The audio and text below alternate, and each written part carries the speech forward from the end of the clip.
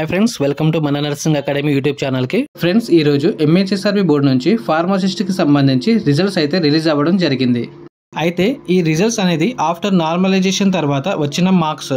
అయితే normalisation process వల్ల ఒక షిఫ్ట్ వారికి మార్క్స్ పెరగడం, అలాగే మరో షిఫ్ట్ వారికి మార్క్స్ తగ్గడం అనేది జరుగుతుంది. అయితే నార్మలైజేషన్ తర్వాత మార్క్స్ పెరగడం తగ్గడం అనేది పేపర్ టఫ్నెస్ మీద డిపెండ్ అయి ఉంటుంది. నార్మలైజేషన్ వల్ల మనకు ప్రైమరీ కీలో వచ్చిన మార్క్స్కి అలాగే ఇప్పుడు వచ్చిన మార్క్స్కి డిఫరెన్షియేషన్ అనేది ఉంటుంది. అయితే ఎంహెచ్ఎస్ఆర్బి బోర్డు నుంచి ఫైనల్ కీతో పాటు నార్మలైజేషన్కి సంబంధించి నోటీస్ కూడా రిలీజ్ చేయడం జరిగింది. నోటీస్ని పూర్తిగా చదివినట్లయితే నోటీస్లోని ఫస్ట్ పాయింట్ వచ్చేసి 30/11/2024 ఫార్మసిస్ట్ గ్రేడ్ 2కి సంబంధించి ఎగ్జామ్కి అటెండ్ అయిన వారికి 3/12/2024 ప్రైమరీకి రిలీజ్ చేయడం జరిగింది.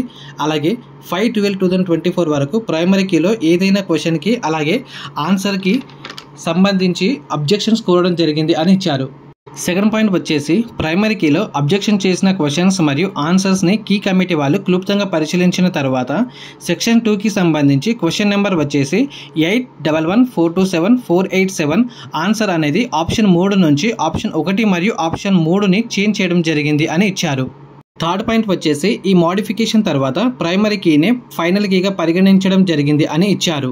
ఫోర్త్ పాయింట్ వచ్చేసి ఈ ఫైనల్ కీని ఎంహెచ్ఎస్ఆర్బి మెయిన్ వెబ్సైట్లో చూడొచ్చు అని ఇచ్చారు. ఫిఫ్త్ పాయింట్ వచ్చేసి ఎంహెచ్ఎస్ఆర్బి బోర్డు నుంచి అయితే ఈరోజు నార్మలైజ్డ్ మార్క్స్ అనేది ఫైనల్ కీని బేస్ చేసుకొని రిలీజ్ చేయడం జరిగింది అని ఇచ్చారు. అలాగే ఈ నార్మలైజ్డ్ స్కోర్ అనేది మన మెయిన్ స్కోర్ తర్వాత 6 నెంబర్స్తో ఉంటుంది అని ఇచ్చారు. అంతేకాకుండా ఈ నార్మలైజేషన్ స్కోర్ అనేది మనకు ప్రైమరీ కీలో వచ్చిన స్కోర్కి అలాగే ఇప్పుడు వచ్చిన స్కోర్స్కి కొంచెం వేరియేషన్ ఉంటుంది అని ఇవ్వడం జరిగింది. సిక్స్త్ పాయింట్ వచ్చేసి ప్రొవిజనల్ మెరిట్ లిస్ట్ అనేది కాంట్రాక్ట్ అవుట్సోర్సింగ్ వారి యొక్క వెయిటేజ్ మార్క్స్ యాడ్ చేసిన తర్వాత రిలీజ్ చేస్తామని ఉంది. అలాగే నోటీస్లోని లాస్ట్ పేజ్లో షిఫ్ట్ 1 మరియు షిఫ్ట్ 2కి సంబంధించి నార్మలైజేషన్ ఏ విధంగా చేశారో ఇవ్వడం జరిగింది.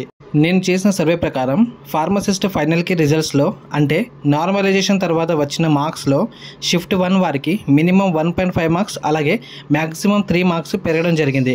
అలాగే షిఫ్ట్ 2 వారికి మినిమం 1.5 మార్క్స్ అలాగే మ్యాక్సిమం 3 మార్క్స్ పెరగడం జరిగింది. ఈ విధంగా నార్మలైజేషన్ తర్వాత వచ్చిన రిజల్ట్.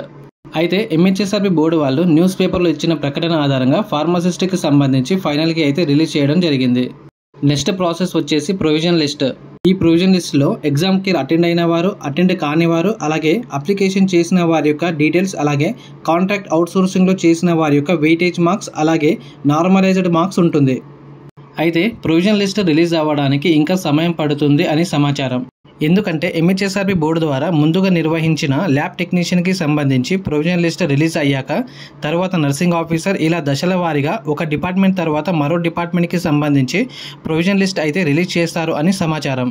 ఈ ప్రొవిజన్ లిస్ట్ అనేది ఎంపీహెచ్ఏ ఏఎన్ఎం రిజల్ట్స్ రిలీజ్ అయ్యాక అంటే May 19 తర్వాత డిపార్ట్మెంట్ల వారీగా అనగా first lab technician, nursing officer, pharmacist, తర్వాత ఎంపీహెచ్ఏ ఏఎన్ఎంకి సంబంధించి ప్రొవిజన్ లిస్ట్ అయితే రిలీజ్ చేస్తారు అని సమాచారం.